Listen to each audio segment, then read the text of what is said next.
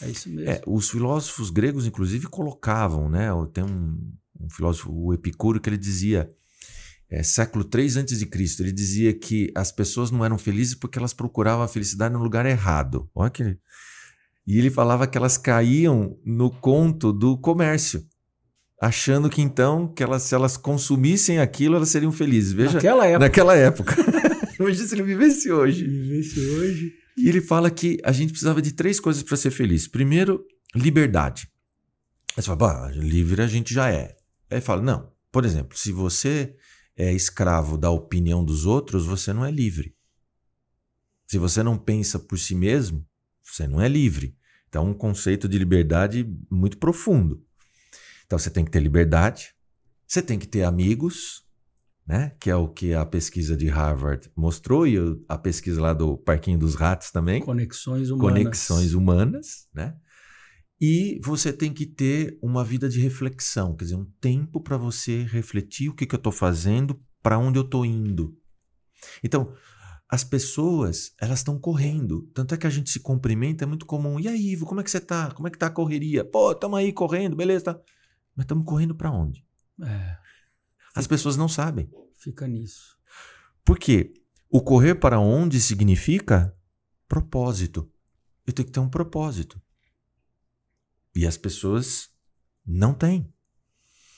E é um desafio hoje trabalhar isso. Como é que em sala de aula, com os adolescentes, esse processo tem ocorrido? O que você tem feito, pensado sobre isso? De levar para os adolescentes a questão da filosofia, existenciais aí. É legal você colocar isso, né? Porque a escola vive um dilema, né? Um grande desafio, né?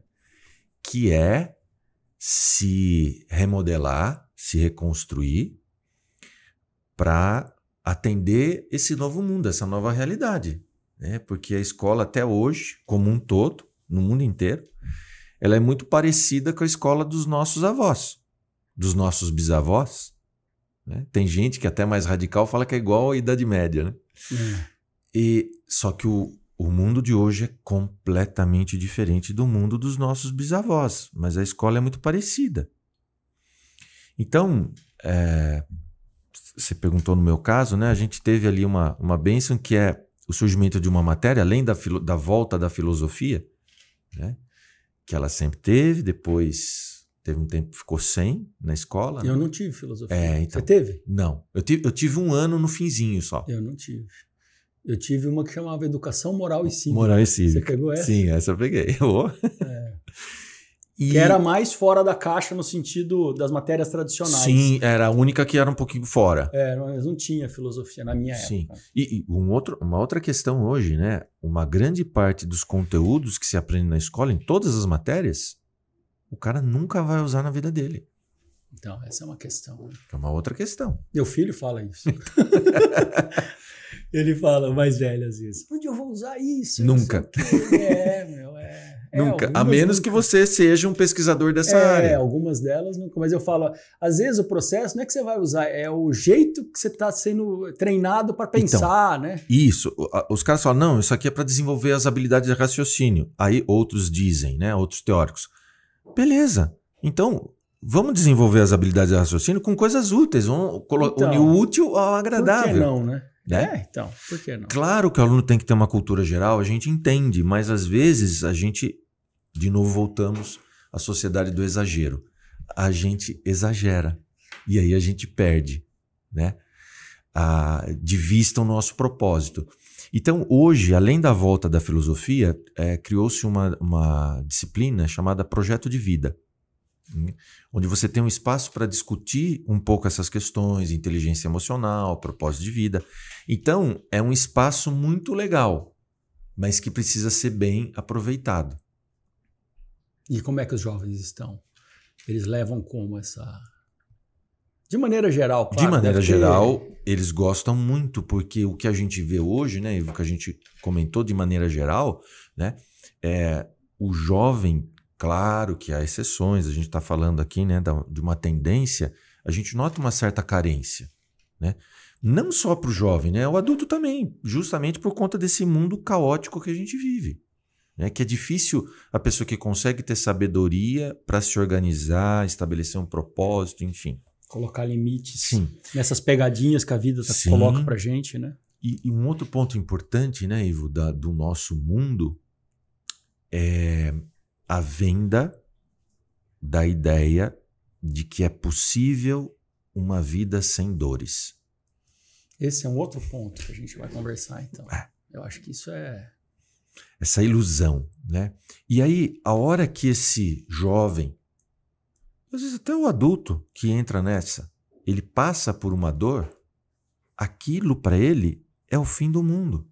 Então, por exemplo, um adolescente que a namorada termina com ele ou o namorado termina com a namorada, quer se matar. Né? Então, de novo, voltamos no exagero, né? Então, o Carlos Drummond de Andrade, ele tem um poema chamado Sobre a Dor e o Sofrimento. E ele termina com a seguinte frase, né? A dor é inevitável, o sofrimento é opcional. Então, é impossível uma vida nesse mundo sem dores. Aí a gente recorre lá ao Marcus Aurelius, um grande filósofo estoico do século II, e ele foi imperador de Roma. Ou seja, no tempo dele, no mundo dele, ele era o senhor.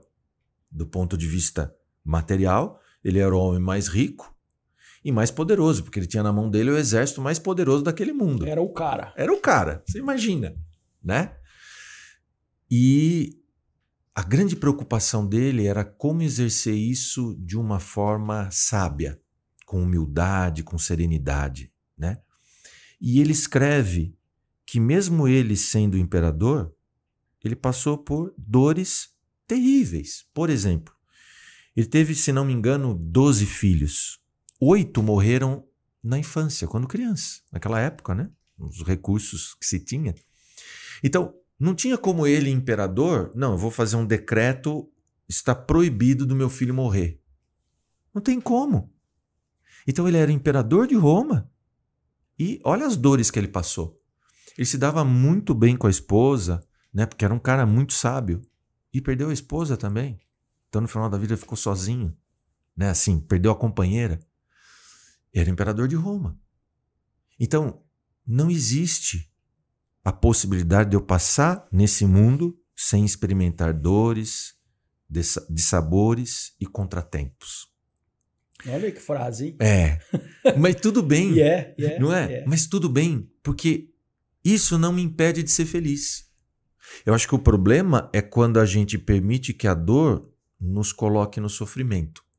Então, a dor é aquela ideia, a vida mostrando para mim que eu preciso arrumar esse ponto na minha vida. Eu entendo esse recado, procuro saber o que eu preciso aprender com isso e me movimento para aprender e aplicar isso na minha vida. Aí eu vou em frente. O sofrimento é quando eu me nego a aprender. Eu fico remoendo e eu não aceito, que é uma outra coisa, né? E você deve ver muito no consultório.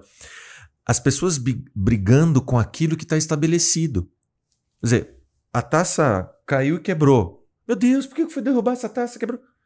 Acabou. Amigo, quebrou. Não, mas eu não aceito. Mas como você não aceita que ele te deixou? Como não aceita? Então. Ele foi embora. A ideia é agora o que nós vamos fazer com isso. Porque ficar brigando com isso não adianta, porque já foi. Então a gente também vê isso muito no mundo de hoje. Como colocam na minha cabeça que é possível uma vida sem dor, quando ela chega, eu não aceito. Exatamente. Isso aí é... Eu acho que eu falo disso, a gente precisa de alguma maneira colocar no combo da vida que as dores, dissabores e... Você usou 3 termos aí. Existirão. E quando a gente aceita isso ou coloca como ponto que vai existir, a coisa toma um outro pé. Sim. Quando a dor chega. Quando chega, sim. Né, quando o dissabor acontece, chega. Porque a gente sabe que vai fazer parte.